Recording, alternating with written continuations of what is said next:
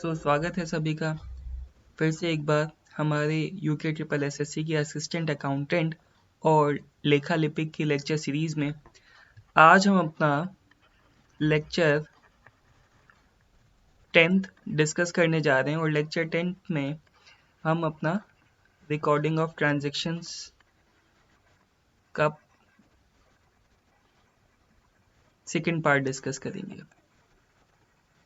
Recording of transactions का second part discuss करेंगे। आज मैं आपको बताऊंगा कुछ डेबिट और क्रेडिट के रूल्स और इसके साथ साथ हम इसमें जर्नल एंट्री भी करेंगे कि किस तरीके से जर्नल एंट्री हमारी होती है। सबसे पहला आज का जो हमारा टॉपिक रहने वाला है वो है हमारा using debit and credit. Using debit and credit. देखिए यूजिंग डेबिट एंड क्रेडिट का मतलब क्या होता है, किस तरीके से हम डेबिट और क्रेडिट को इस्तेमाल करते हैं। देखिए हर एक ट्रांजेक्शन, मैंने पिछले लेक्चर्स में भी बताया कि हर एक ट्रांजेक्शन, जब भी हम कोई ट्रांजेक्शन करते हैं उसका दो जगह इम्पैक्ट पड़ता है, दो अलग अलग अकाउंट्स पे इम्पैक्ट पड़ता है, दो अलग अलग साइड्स पे इम्पैक्ट पड़ता है। तो देखिए यहाँ पर every transaction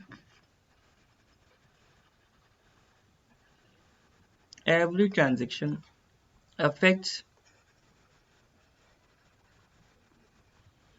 and is recorded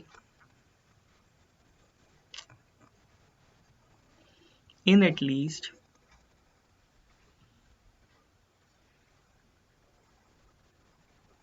two accounts। हमारे दो अकाउंट्स में ये रिकॉर्ड किया जाता है अलग अलग। सपोज आप कोई चीज़ खरीद कर लाए, आपके पास से क्या गया, कैश। आपने कुछ खरीदा, अगर कैश बेसिस पे खरीदा और कुछ खरीद कर लाए तो आपकी एंट्री क्या हो जाएगी। कोई भी चीज़ जैसे फर्नीचर खरीदा, फर्नीचर परचेज फर्नीचर फॉर ₹5,000, ठीक है, तो इसकी एंट्री क्या हो जाएगी, furniture account debit to cash. Asset क्या आया, फर्नीचर आया, और गया क्या आपके पास से, कैश गया। तो खैर वो मैं सारी चीज़ें आपको बताऊंगा। तो every transaction affects and is recorded in at least to accounts, ठीक है। इसके साथ साथ जब भी हम किसी ट्रांजेक्शन को रिकॉर्ड करते हैं ना, व्हेन रिकॉर्डिंग ईच ट्रांजेक्शन, जब भी हम किसी ट्रांजेक्शन को रिकॉर्ड करते हैं, व्हेन रिकॉर्डिंग ईच ट्रांजेक्शन, तो जो द टोटल अमाउंट, जो भी टोटल अमाउंट डेबिट साइड का होता है ना, the total amount of debit side, the total amount of debit side, या कह लीजिए the total amount, we can say, और the total amount debited,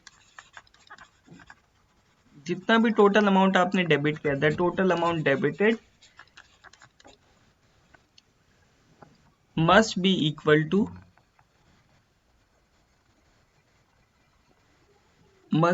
to the total of credit side और total amount credited. Total amount credited, ठीक है। अच्छा, तो यहाँ तक हमारी बात समझ में आ गई कि हम किसी भी जर्नल एंट्री को या किसी भी ट्रांजैक्शन को, जर्नल एंट्री बाद की बात है, हम किसी भी ट्रांजैक्शन को कब सही मानते हैं, जब जितने जो हमारे डेबिट साइड का जो भी बैलेंस है, जो भी अमाउंट है, वो हमारे क्रेडिट साइड के जो भी बैलेंस है, जो भी अमाउंट है, उसके बराबर होगा, तभी हम उस ट्रांजैक्शन को सही मानेंगे।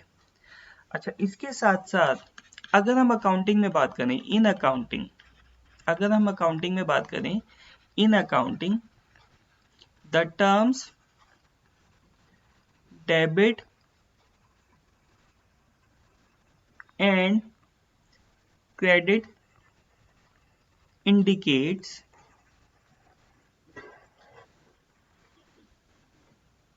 whether the transactions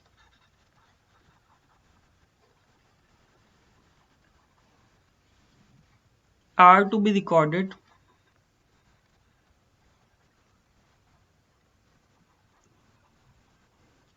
on the left hand side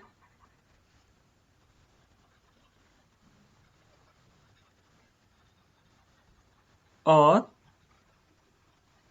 right hand side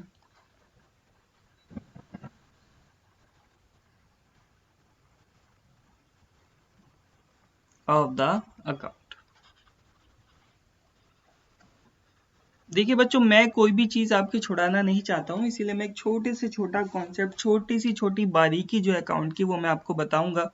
इसके बाद हम अपनी एमसीक्यू सीरीज भी बाद में हम डिस्कस करेंगे, तो वो सारी चीजें मैं आपको बताऊंगा। मैं इतना एक्सपर्ट आपको बना देना चाहता हूँ कि इस बार जो है आपका लेखा लिपिक का पेपर आसानी से क्लियर हो जाए।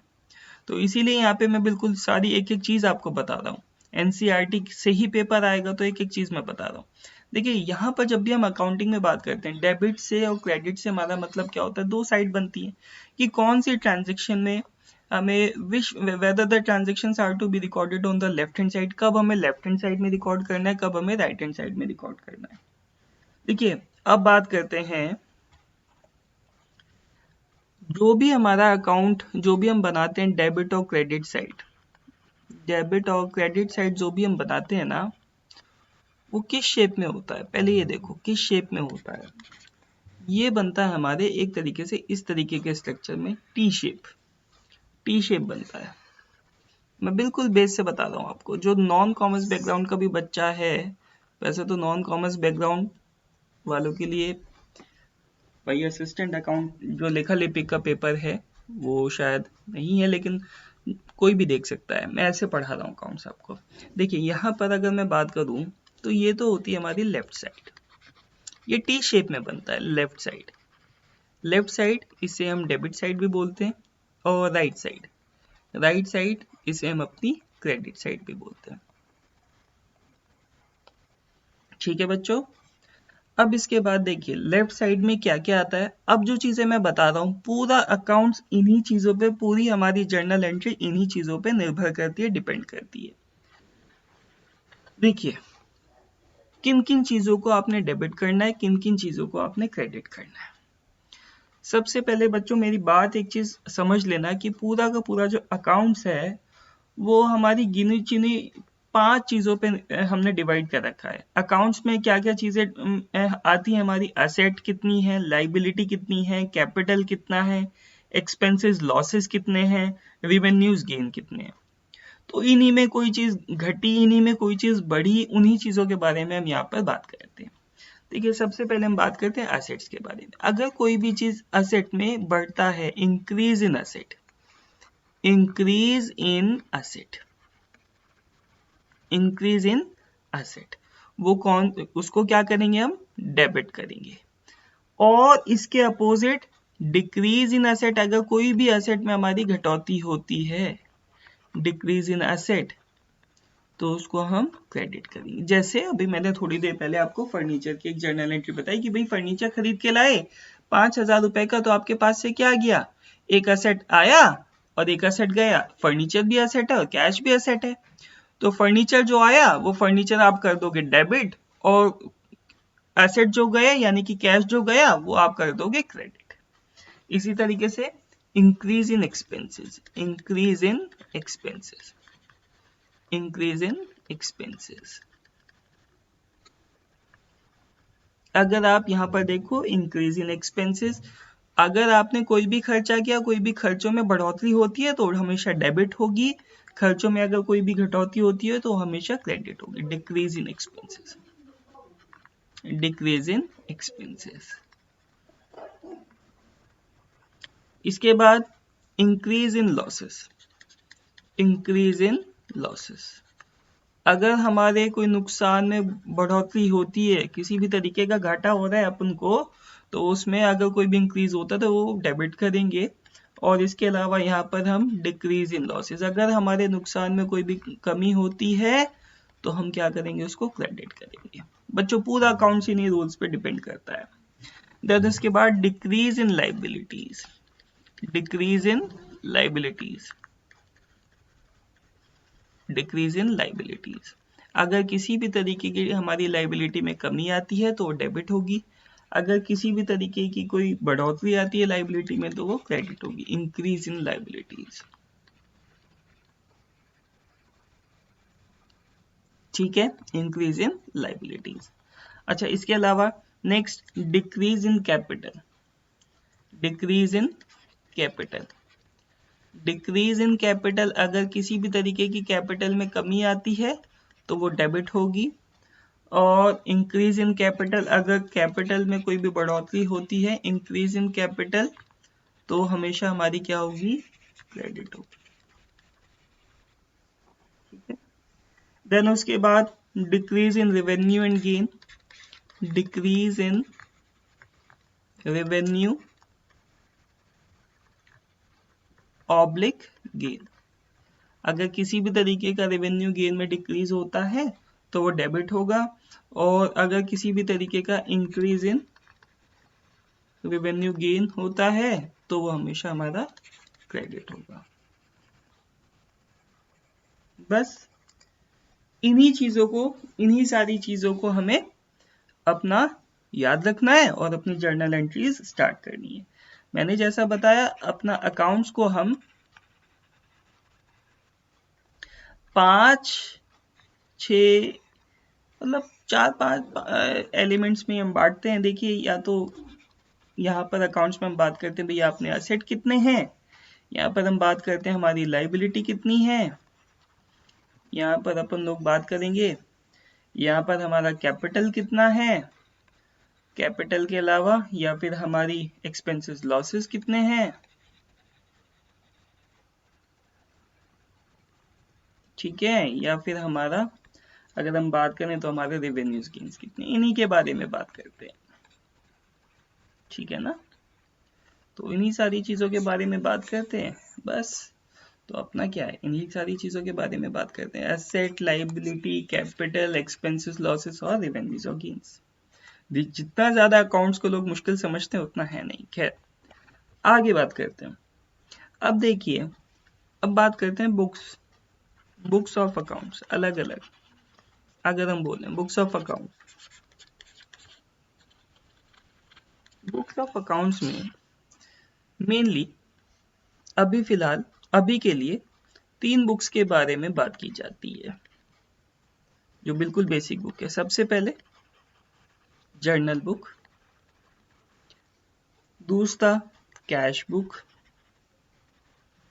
और तीसरा अदर डे बुक्स, जिसमें हमारी काफ़ी सारी अलग अलग तरीके की आती हैं बुक्स, वो मैं बताता हूँ आपको। Other day books, other day books में आपकी क्या आ जाएंगी, जैसे परचेज जर्नल बुक,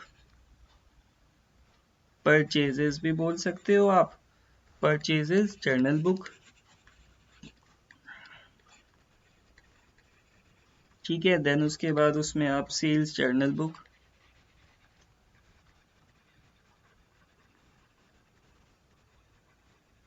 देन उसके बाद परचेजेस रिटर्न्स बुक,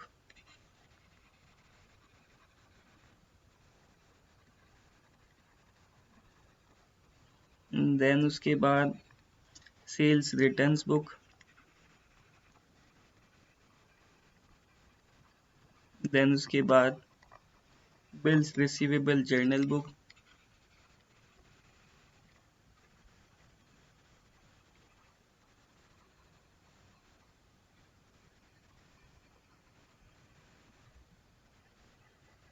देन उसके बाद बिल्स पेबल जर्नल बुक। अब मेरी एक बात ध्यान रखना, क्वेश्चन कैसे बनाएगा एग्जामिनर, जो है पेपर सेट करने वाला कैसे बना सकता है, ये मैं दिमाग के साथ बताता हूँ आपको, उसका दिमाग कहाँ चल रहा होगा। सबसे पहले अब यहाँ से क्वेश्चन क्या क्या बन सकते हैं, ये चीज मेरी याद रखना, नोट कर लेना किसी कॉपी में। सबसे पहले जर्नल बुक को किस नाम से जाना जाता है, एक क्वेश्चन ये बनेगा, जर्नल बुक को किस नाम से जाना जाता है, तो जर्नल बुक को बोला जाता है book of original entry, book of original entry. ठीक है, अब जर्नल बुक का ही एक और क्वेश्चन बनेगा, आप सुनकर हंसोगे लेकिन ये यूपी के असिस्टेंट अकाउंटेंट के पेपर में पूछा गया है कि बताइए जर्नल बुक में कितने कॉलम होते हैं। खैर, अभी जब हम फॉर्मेट आगे आने वाली स्लाइड में बताएंगे तो उससे आपको समझ में आ जाएगा। देन उसके बाद यहाँ से क्वेश्चन क्या बनेगा, जर्नल बुक को किस और नाम से जाना जाता है, या बुक ऑफ ओरिजिनल एंट्री लिख देंगे, किसको बोला जाता है, तो जर्नल बुक को बोला जाता है। देन ये cash book, other day books में ये सारी की सारी आ जाएंगी, क्या क्या इनका यूजेस होता है वो सब बताऊंगा। तो अभी फिलहाल नेक्स्ट स्लाइड में बात करते हैं अब बात करते हैं अपने मेन चीज की, जर्नल बुक का फॉर्मेट, या फिर हमारा सिंपली बोलें तो जर्नल का फॉर्मेट। यह हमारा जर्नल का फॉर्मेट क्या होता है? Journal book format. Journal book format, अब देखिए जर्नल बुक फॉर्मेट में ये क्वेश्चन यूपी के असिस्टेंट अकाउंटेंट के पेपर में पूछा गया था, and I was really shocked to know from one student कि ऐसे भी क्वेश्चन पूछे जाते हैं। खैर, तो खैर ये देखिए आप, मेरी ड्राइंग पे मत जाना, मैं हमेशा बोलता हूँ बच्चों को, I was really bad, I was, और अभी भी, ये भी समझिए मैं पहले भी था और अभी भी मेरी ड्राइंग जो है वो बड़ा ही नेगेटिव पक्ष है। खैर, तो यहाँ पर देखिए हमारे कितने कॉलम बनेंगे बच्चों। सबसे पहले यहाँ पर क्या आ जाएगा हमारा डेट, दूसरा यहाँ पर क्या आ जाएगा हमारा पर्टिकुलर्स, तीसरा क्या आ जाएगा हमारा लेजर फोलियो, चौथा आ जाएगा हमारा डेबिट, डेबिट अमाउंट, ठीक है, और पांचवा क्या आ जाएगा हमारा क्रेडिट अमाउंट। क्या पांचवा, यानी कि अब जो मैंने क्वेश्चन पूछा था कि हमारे जर्नल बुक में कितने कॉलम होते हैं, तो हमारी जर्नल बुक में 1 2 3 4 5 5 कॉलम होते हैं। इतनी बात क्लियर। अब इसमें पर डेट तो आपको पता ही है, जिस दिन आपने कोई भी खरीद फरोख्त या कुछ खरीदा या कुछ बेचा, वो उस दिन की डेट आ जाएगी, तारीख आ जाएगी। पर्टिकुलर्स में ब्यौरा, जो भी ट्रांजैक्शन का ब्यौरा होता है। लेजर फोलियो, यहाँ पे ये एलएफ की फुल फॉर्म भी पूछ लेता, तो एलएफ की फुल फॉर्म होती है लेजर फोलियो। भाई होता क्या है सर, होता क्या है लेजर फोलियो? लेजर फोलियो होता है page number, page number of the laser book, page number of the ledger book on which relevant account appears।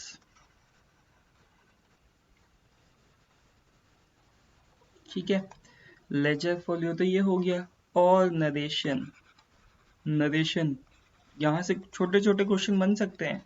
Narration, brief description of transaction, brief description of transaction,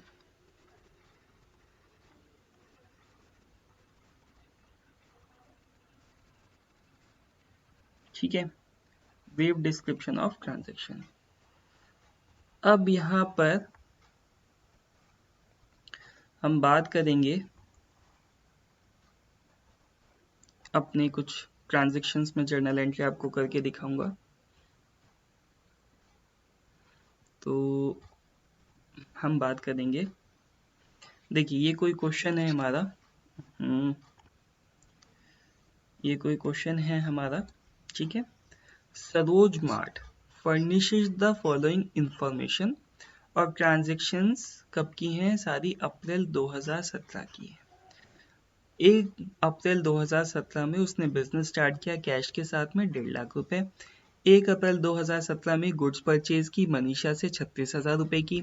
1 April 2017 में stationery purchase की cash के बदले में 2200 रुपए की। 2 अप्रैल 2017 में उसने bank account खोला एसबीआई के साथ में 35,000 रुपए के साथ। 2 अप्रैल 2017 को गुड्स बेचे प्रिया को 16,000 रुपए के साथ में। 3 अप्रैल को रिसीव्ड ए चेक, चेक मिला उसको 16,000 रुपए का प्रिया से। देन उसके बाद हमारा यहाँ पर 5 अप्रैल 2017 को उसने निधि को गुड्स बेची 14,000 रुपए की। 8 अप्रैल 2017 को उसने निधि को पे किए 14,000 रुपए कैश। 10 अप्रैल 2017 में उसने गुड्स खरीदी 20,000 रुपए की उधार पर रितु से। देन उसने 14 अप्रैल 2017 इंश्योरेंस पे किया चेक के थ्रू 6,000 रुपए का। 18 अप्रैल 2017 में उसने रेंट पे किया 2,000 रुपए का। 20 अप्रैल 2017 में गुड्स खरीदी, गुड्स कॉस्टिंग खरीदी नहीं, गुड्स कॉस्टिंग 1,500 रुपए की गुड्स उसने चैरिटी के तौर पे दे दी। देन 24 अप्रैल को उसने ऑफिस फर्नीचर खरीदा 11,200 रुपए का। 29 अप्रैल 2017 को उसने कैश निकाला हाउस होल्ड पर्पसेस के लिए, यानी अपने घर के खर्चों के लिए, पर्सनल उसके लिए 5,000 रुपए का पर्सनल खर्चों के लिए। 30 अप्रैल 2017 में इंटरेस्ट उसको इंटरेस्ट रिसीव कैश कितना 1200 रुपये उसको इंटरेस्ट मिला ब्याज। कैश सेल्स उसने की 2300 रुपये की। कमीशन मिली उसको 3000 रुपये चेक के थ्रू। ये चेक है, इसको चेक कर लीजिएगा मिस। और 30 अप्रैल 2017 को ही टेलीफोन बिल उसने पे किया चेक के थ्रू 2000 रुपये का, और payment of salaries in cash उसने 12,000 रुपये पेमेंट किया। तो वन बाय वन फॉर्मेट हमने समझ लिया। मैं सिंपली आपको एक एक ट्रांजेक्शन बताऊंगा। सबसे पहले अपन ट्रांजेक्शन पकड़ेंगे ये वाली।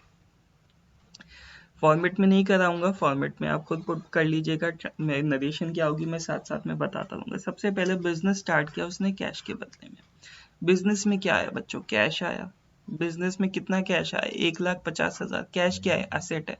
तो कोई भी एसेट में बढ़ोतरी होती है उसको आप क्या करते हो? डेबिट करते हो, ठीक है। और डेबिट करो किस फॉर्म में? Business started with cash. क्या आया? जब स्टार्ट किया बिजनेस तो जो भी बिजनेस के लिए पैसा लाया जाता है वो क्या होती है? कैपिटल।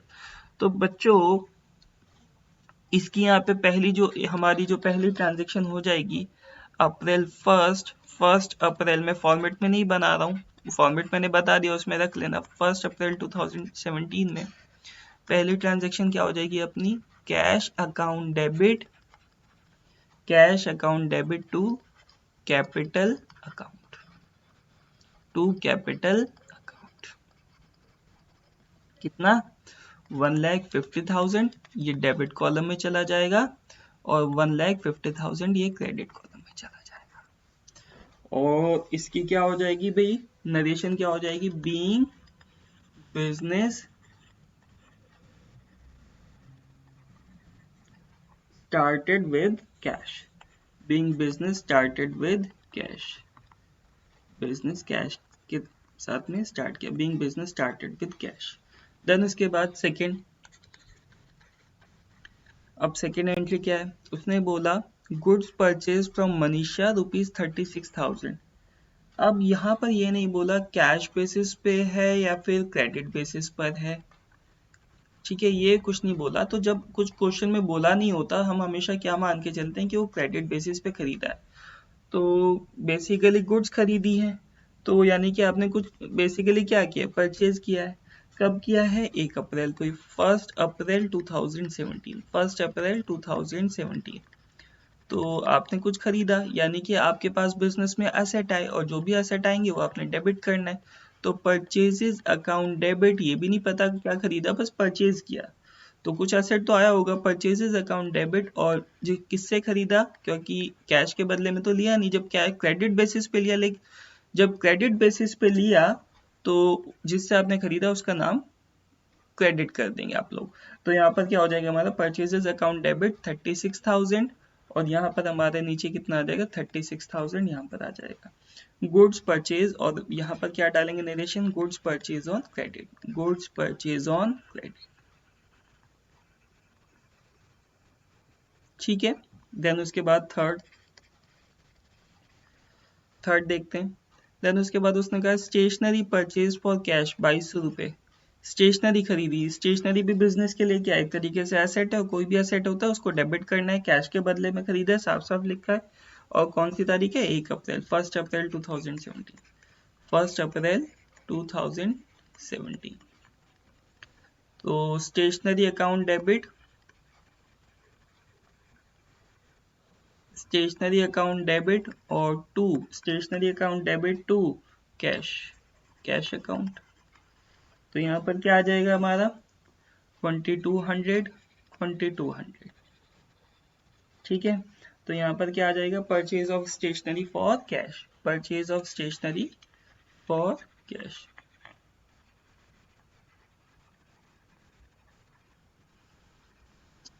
ठीक है, purchase of stationery for cash. चलिए भाई ये भी हो गया। और क्या बोला है भाई? इतनी हमारी 1 2 3 ये हो गई।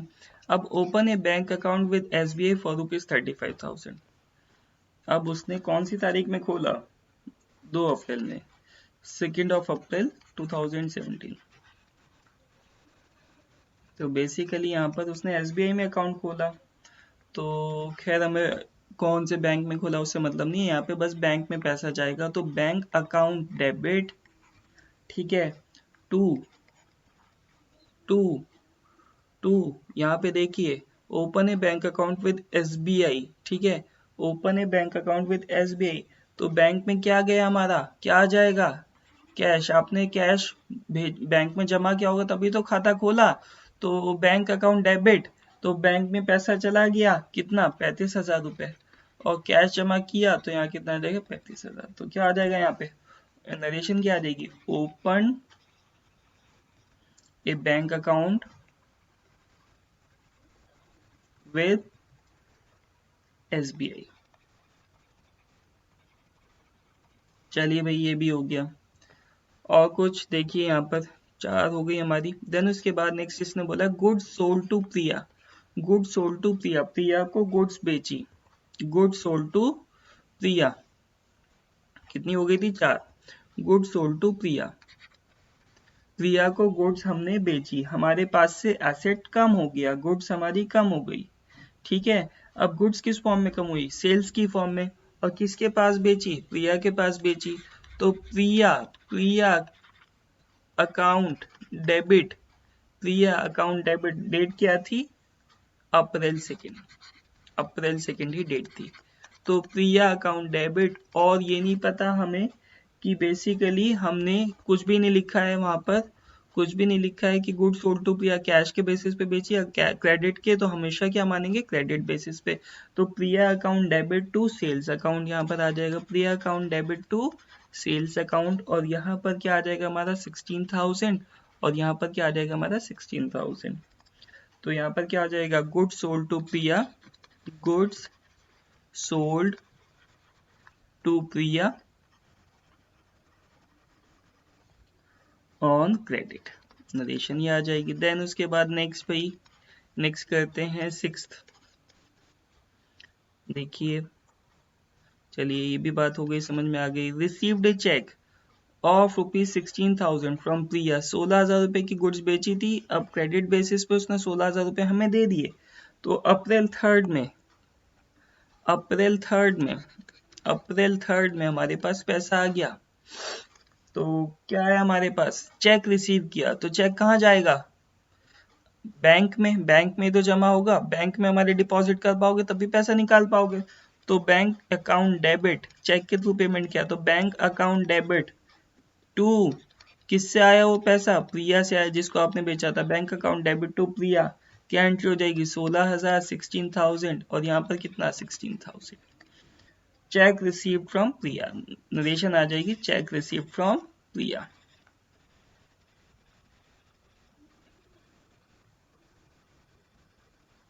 ठीक है, अब उसके बाद नेक्स्ट, ये भी हो गया। देन उसके बाद 5/4/2017 को सोल्ड गुड्स टू निधि 14,000। अब यहाँ पे भी नहीं लिखा है कि कैश पे या क्रेडिट पे, तो मानेंगे क्या, क्रेडिट पे। ठीक है, 7th,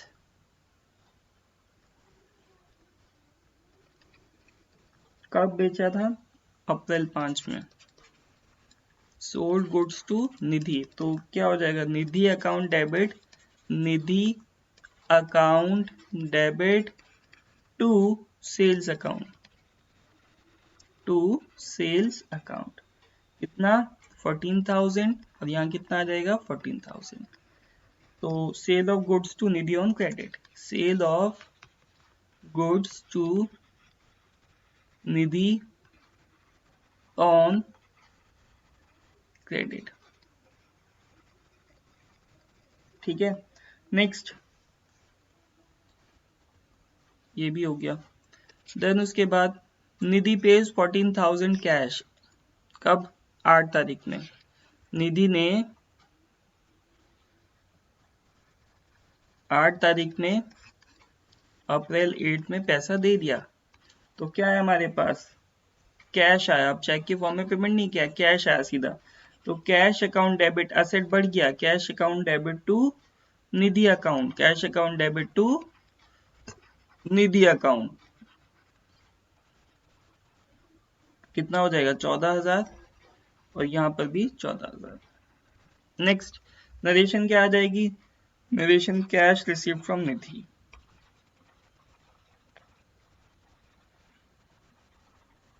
ठीक है, अब इसके बाद और देखते हैं भाई, अब ये भी हो गई। देन उसके बाद purchase goods from 20,000 on credit from Ritu. 10 अप्रैल 2017 में हमने गुड्स खरीदी 20,000 उधार पर, किससे? रितु से। तो कितनी हो गई थी? 8। तो हमारी 9th डेट क्या है? डेट है हमारी अप्रैल 10, अप्रैल 10। तो एंट्री क्या हो जाएगी? परचेजेस अकाउंट डेबिट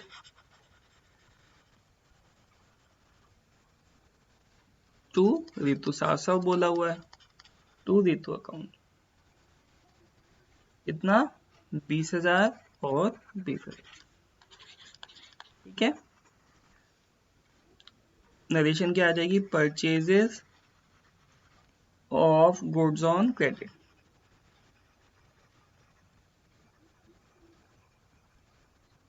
आगे नेक्स्ट 10th। नेक्स्ट क्या है हमारा भाई? ये भी हो गया। 14 अप्रैल 2017 में insurance paid by cheque, cheque के थ्रू इंश्योरेंस का पेमेंट किया। इंश्योरेंस का पेमेंट मींस इंश्योरेंस प्रीमियम का पेमेंट किया होगा। तो यहाँ पर क्या हो जाएगा हमारा? अप्रैल 14, अप्रैल 14 क्या एंट्री हो जाएगी इसकी? Insurance premium account debit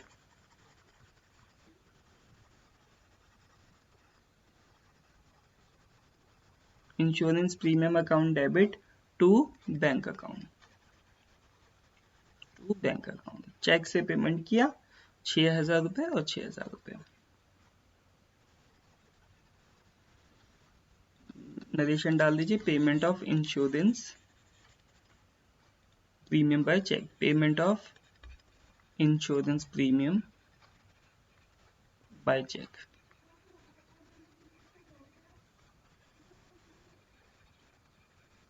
next next ये भी हो गया। देन उसके बाद पेड रेंट 2,000, रेंट पे किया। रेंट पे क्या होगा? तो वो कैश में पे क्या होगा? अप्रैल 18।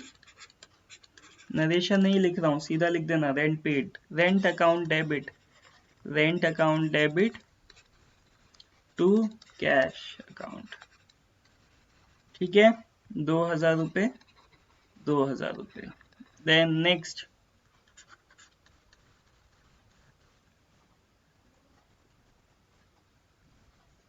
ये भी हो गया। 20 अप्रैल 2017 को goods costing ₹1,500 given as charity. तो अप्रैल 20 चैरिटी में दी। चैरिटी क्या एक तरीके का खर्चा, और इंक्रीज इन एक्सपेंसेस हमेशा होता है डेबिट। तो यहाँ क्या हो जाएगा? Charity account debit to purchase account.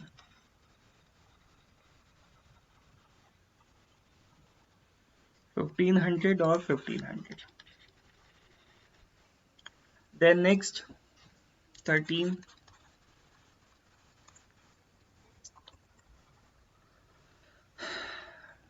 ये भी हो गया। Purchase office furniture for ₹11,200। Office furniture खरीदा, ठीक है, अप्रैल 24। तो क्या हो जाएगा? Furniture account debit to cash. कितना?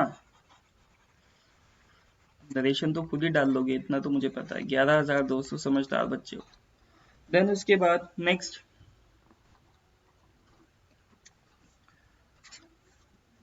Cash withdrawn from house hold purposes. Cash withdrawn from house hold purposes यानी कि जो भी खर्चा आप करते हो ना, कैश निकाला बिजनेस से अपने पर्पस के लिए, उसको बोलते हैं हम क्या? ड्राइंग। कॉन्सेप्ट्स में समझाया था, क्या बोलते हैं? ड्राइंग्स। तो यहाँ पर हमारा क्या आ जाएगा? यहाँ पर हमारा आ जाएगा बेसिकली, तो यहाँ पर कितना आ जाएगा हमारा? 29 अप्रैल में, 29 अप्रैल में हमारा आ जाएगा। देखिए, तो यहाँ पर 14 देखते हैं आप, 29 अप्रैल में कितना आ जाएगा हमारा? अप्रैल 29 क्या हो जाएगा भाई? Drawings account debit drawings account debit to cash. कितना निकाला था कैश अकाउंट, कितना निकाला था भाई, जरा बताओ मुझे, समझदार बच्चों, कितना निकाला? 5,000 रुपये। तो यहाँ पर क्या आ जाएगा? 5,000, मेरा 5,000, ठीक है, ये 5,000 रुपये। अब नेक्स्ट,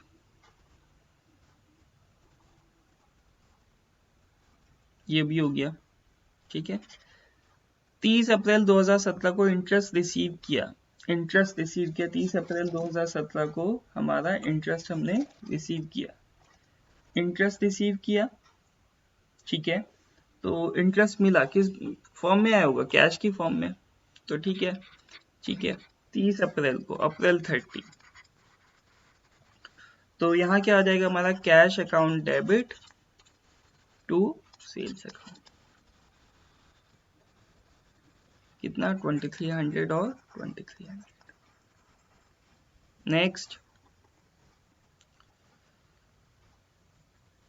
देखिए ये जल्दबाजी में नहीं कराऊंगा, आराम आराम से कराऊंगा जिससे समझ में आ जाए। मेरा काम है आपको ज्यादा से ज्यादा समझाना। Commission paid 3000 by check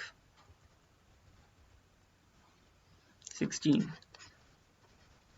commission paid 3000 by cheque, यानी पैसा गया आपकी तरफ से, है ना। तो जब पैसा गया आपकी तरफ से तो क्या हो जाएगा? यहाँ पर चेक के थ्रू किया आपने, कमीशन पे की, उसका भुगतान कैसे किया? चेक के थ्रू। तो commission account debit to bank account, 3,000 3,000। Then next, telephone bill paid by cheque, 30 तारीख को ही टेलीफोन बिल भी पे किया आपने। तो telephone expenses account debit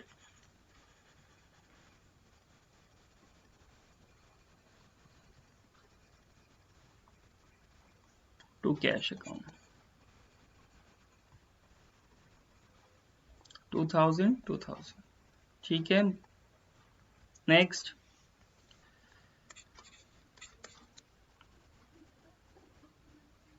payment of salaries in cash, salaries का पेमेंट किया, payment of salaries in cash, तो salaries account debit, salaries account debit to cash account, कितना? 12,000 और 12,000, ठीक है। तो ये सारी की सारी आज मैंने आपको जर्नल एंट्री करना सिखाया, कैसे करते हैं। आगे कुछ मैं चाहता हूँ कि जीएसटी की एंट्री भी ना मैं छुड़वाऊँ आपको, तो नेक्स्ट लेक्चर में हम कुछ जीएसटी की एंट्री करेंगे, लेजर बनाना सीखेंगे कैसे बनाते हैं। फिलहाल अभी के लिए इतना ही। अगर लेक्चर अच्छा लगे, समझ में आ रहा हो, तो प्लीज़ यार अपने दोस्तों के साथ शेयर, लाइक, सब्सक्राइब उनसे करवा दो, खुद भी कर दो, और जितना हो सके नॉलेज को शेयर कीजिए, शेयर करने से नॉलेज बढ़ती है। तो इसी नोट के साथ आज के लिए फिलहाल इतना ही।